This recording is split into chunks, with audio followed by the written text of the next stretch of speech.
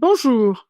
Il y a plusieurs films intéressants à l'affiche cette semaine, mais je vais commencer par vous parler de Les Dimanches, l'excellent film de la cinéaste espagnole Alodar Ruiz de Azua. Ensuite, je vous dirai tout le bien que je pense de Les Enfants de la Résistance, du cinéaste français Christophe Baratier, et de À pied d'œuvre de la cinéaste française Valérie Donzelli, film qui est sorti la semaine dernière. Se plonger dans la vie d'une adolescente qui découvre qu'elle a une vocation religieuse est le thème très intéressant du film Les Dimanches de la cinéaste espagnole Alodar Ruiz de Azua. Alors qu'elle vient de sortir d'un séjour dans un couvent, Einara, 17 ans, qui fait des études dans une école catholique, révèle à sa tante Maïté, qui est athée, qu'elle veut devenir religieuse. Une décision qui va bouleverser cette femme, qui va tout faire pour la dissuader d'une telle chose. Mais son père, qui accepte cette décision, décide de rencontrer la mère supérieure du couvent. Petit problème, Ainara est surprise avec un jeune garçon dans sa chambre, une situation sur laquelle va s'appuyer Maïté pour convaincre sa nièce de renoncer à sa vocation. Ce film très original et émouvant met en scène les différends provoqués au sein de sa famille par cette décision d'une jeune fille habitée par sa foi et son amour de Dieu.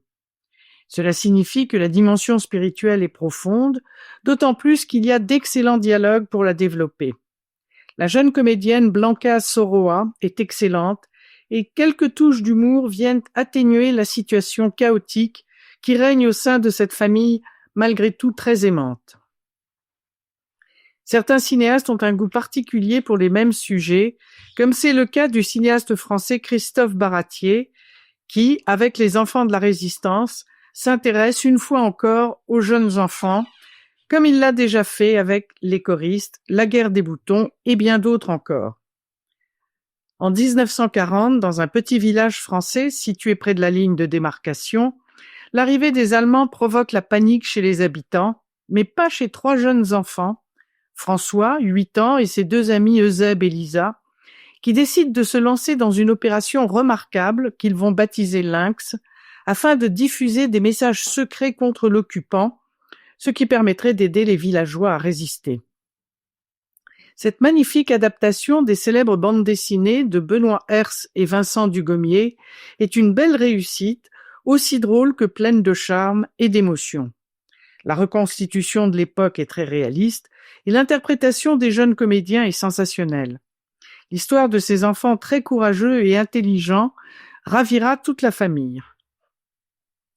C'est avec beaucoup de talent que la comédienne et cinéaste française Valérie Donzelli a adapté le roman autobiographique de Franck Courtès dans À pied d'œuvre.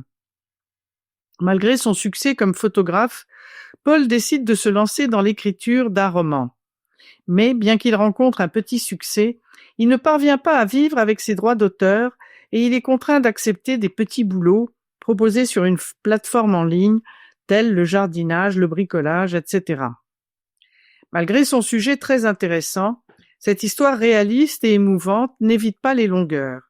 C'est d'autant plus dommage que cette description du quotidien d'un homme qui a changé radicalement de position dans la société est très intéressante, d'autant plus que le personnage est interprété par le toujours excellent Bastien Bouillon, qui ne manque jamais de finesse.